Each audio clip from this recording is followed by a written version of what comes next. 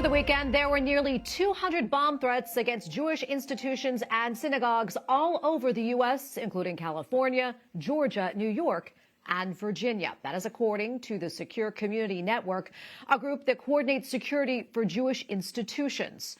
While none of the threats were deemed credible, it did cause significant disruption and anxiety for the Jewish community, which has seen a surge in anti-Semitic incidents since the October 7th Hamas terror attacks on Israel. And joining us now to talk more about this is Rabbi Yaakov Menken, Managing Director for the Coalition for Jewish Values. Rabbi Menken, good to be with you as always. Talk to us more about these bomb threats, and is there any new information, possible arrests or maybe leads in these cases? Do you know? Well, thank you again for having me. What I think we're seeing is the result of hateful words leading to hateful actions. These threats, obviously, I think Secure Community Network would know more about possible leads, but what we know so far, what seems to be pretty obvious, is that it only takes one or two bad actors to put these in place across the country, because all you have to do is hang up the phone and make another phone call.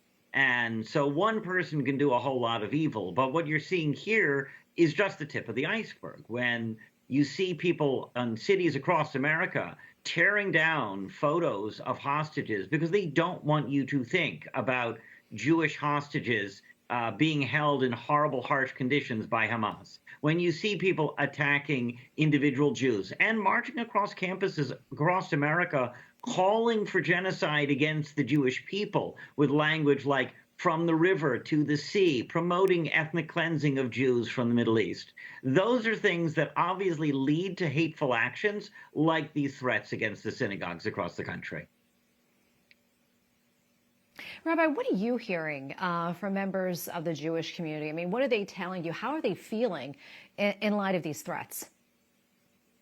You know, it really varies. A lot of people who did not have a strong tie to Judaism before are suddenly feeling like, wow, something's going on here. Something is what the people protesting across the country don't realize is the more they hate on Israel, the more they convince American Jews to move there. The Orthodox community of which I'm a part, sadly, you know, we're used to this sort of thing. We feel that resilience. My daughter was the victim of a verbal anti-Semitic assault on Friday. She's not traumatized. She's just like, oh gosh, here, you know, this guy was praying, you know, obviously it was scary. I mean, 6 foot tall, huge guy, talking about how all the Jews should be killed. And all she was trying to do was get a coffee at Dunkin' Donuts.